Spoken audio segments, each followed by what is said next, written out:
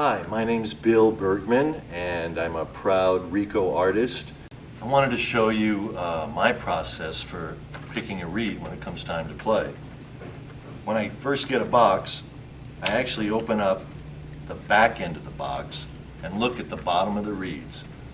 And as you see, there's different shapes. Some are a little thicker, some are tapered on one end a little more than some of the others are.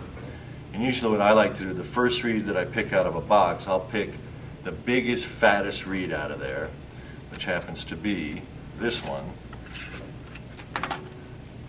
Then I take the reed and I hold it up to a light and I look at the cane going to the tip. Is it evenly spaced? Does it go all the way to the tip? Is it thick? Are there any areas? Usually, if the cane goes evenly distributed across the top and there's the quantity of it is even, I think we're going to be in good shape. This one looks pretty good, not sure if it'll work or not.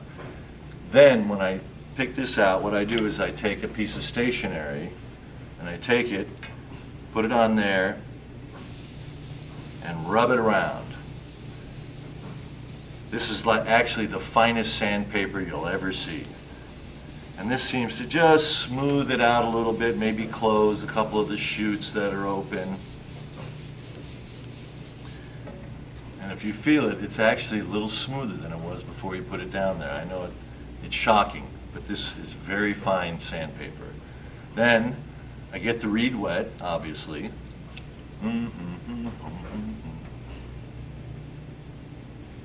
And what I like to do then is, let me grab my horn.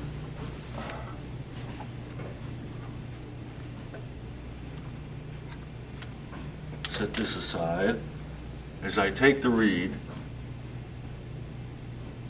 and I push the tip against the flat table of your mouthpiece and hold it with your thumb for, I don't know, 10 seconds or something. To me, it seems to kind of flatten it out, shoves the tip down, makes it nice and flat. And then we'll put the reed on. Keep in mind, you can move your ligature up and down, and that affects your tone. I don't know how many people know that, but line your reed up with the top. And this next section may gross you out a little bit, I'm not sure, but it works for me. And what I do is I take my thumb and I get a little of the oil off of my face and I rub it into the reed. I hope I'm not grossing you out right now. And for some reason, this light little coat of oil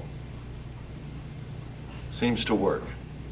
And then sometimes I take my thumb and I wet it down again, and this seems to close all the open chutes that may be on the front of the reed. And let's see if this is a good one.